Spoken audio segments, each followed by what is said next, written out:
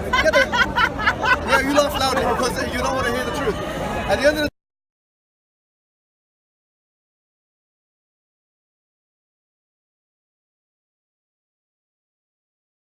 I've looked at, can you please point to me where it is? Betty, you're not allowed to speak in the church. We allow you to speak here. It's not nice. Let me finish. Let me hold on to it. What's this taking it? Just show That's me. racist. Just show me. That's honestly a racist. She held it and she goes, Muslims keep They taking do, they do. Muslims Many keep down That's here a racist. take You're it. talking to me about women's The rights. hatred is in your heart. We don't blame you. That's a racist. You're supposed to love your enemies. That is a racist. You're supposed to love your I'm enemies. sorry, I'm not going to continue. What kind of love is that? Because why? I've told you the verse. It's here. Okay, It's there. Where? If you let me hold it, I can hold it. I'm not going to steal it. There's so many cameras on me. I'm not going to steal it. Listen, many Come on, Muslims man. are stealing it. Many Muslims are stolen it. Betty, you're not really hating me. You should love your enemies. I do love you. Why do you What kind of love is that? expose the Quran? What kind of love is that? You expose You the steal Quran my book. when you love people. Why would we steal a Quran when we can get it for free? Many love people. Why would we steal a Quran when we can get it for free? Many people have stolen You're acting like that. Why would we steal your Quran? I'm not saying you do. You're acting like it's a diamond. Like, it's better than a diamond, alhamdulillah. It's better than a diamond, but you get my point.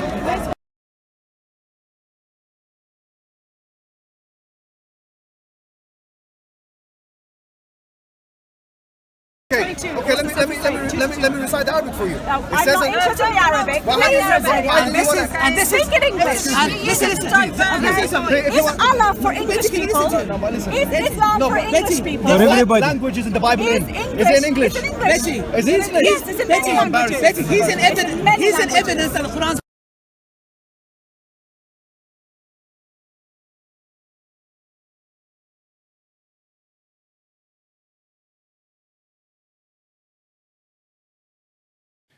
The first thing to tell you is you have to deal with the primary sources. I like to ask my students a question in their very first New Testament entry class. I show them something that looks like this. I say, "What is this?" They raise their hand very eagerly and say, "Oh, that's the Bible." I say, "Wrong. Let's try again. What is this?" Silence. Somebody tentatively raises their hand and says, well, it looks like it's an English translation of the Bible. I said, right. And guess what? Every translation is already an interpretation. Every translation is already an interpretation. I'm sure you've all heard the phrase, something gets lost in translation, right?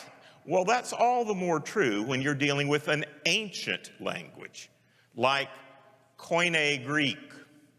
And it is crucial to understand the context in which Jesus operated.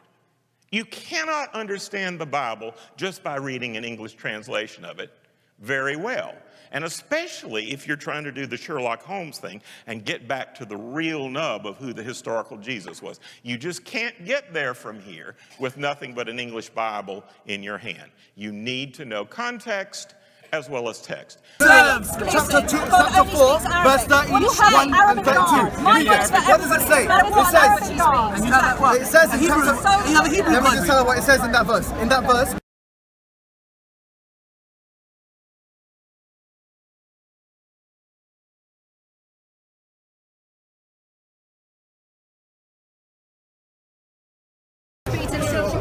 don't lie about my prophet. Do not lie about my prophet. By the way, in some people That's not fair. It says Aisha was hit. No, don't lie about my prophet in front of me. No, there is no hadith that says that she went green. Yes, she did. Some people there was no talked hadith about that she was hit and it went green. Yes, it does. Yes, it does. I can show you next week. In front of me, don't make false references. Go look it up, sir. Listen, it says that she was hurt. there is only the hadith you'll find. The Prophet saying he never hit anybody. The hadith for Anas ibn Malik. You know what? On the issue of women, Sammy says, well, the beating isn't supposed to cause a woman pain. It's not supposed to leave any bruises, not supposed to hurt them. And here, I'm not sure what Sammy, you do have Muslim commentators who say things like that. So this verse uses the form, وَضْرِبْ. That form means to limit and not exceed the bounds of normality. That's why Ibn Abbas, he said, like to tap like this. It was controlling a social phenomenon. But if we look to the Muslim sources, we see something very different. Sahih Muslim, number 2127. Aisha sneaks out of the house to see what Muhammad's doing. Muhammad comes home, finds her out of breath, asks her what she's done, and then what happened? He struck me on the chest, which caused me pain.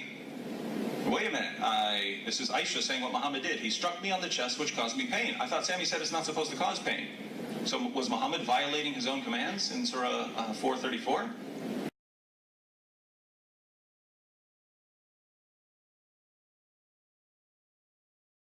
As mentioned by Sayyidah Aisha, radiyallahu anha, who said that the Prophet that the Prophet never hit a woman, sallallahu alayhi wasallam.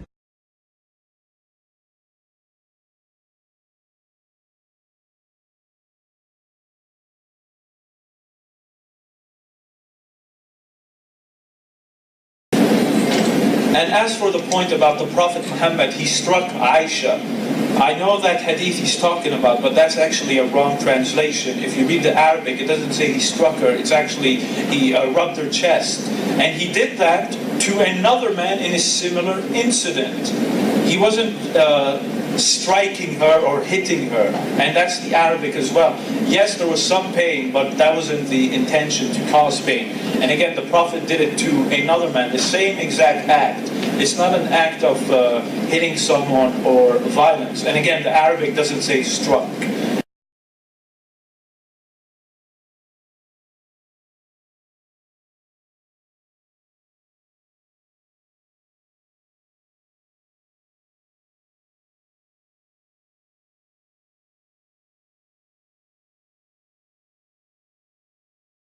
Oh, I can't wait to get to the Bible. We're going to have to wait a little bit, though. Okay?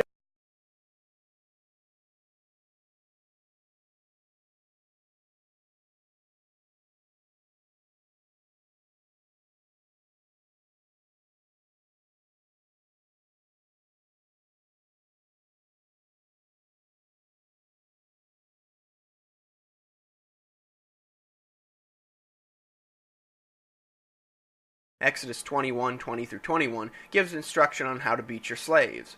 If a man beats his male or female slave with a rod and the slave dies as a direct result, he must be punished, but he is not to be punished if the slave gets up after a day or two, since the slave is his property. You can thrash them within inches of their lives, but make sure you don't directly kill them.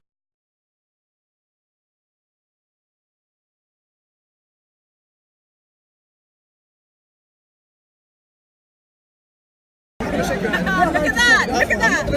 That's not a religion I want! Do you know what? I'm going to tell you what. Not a religion I want, sir.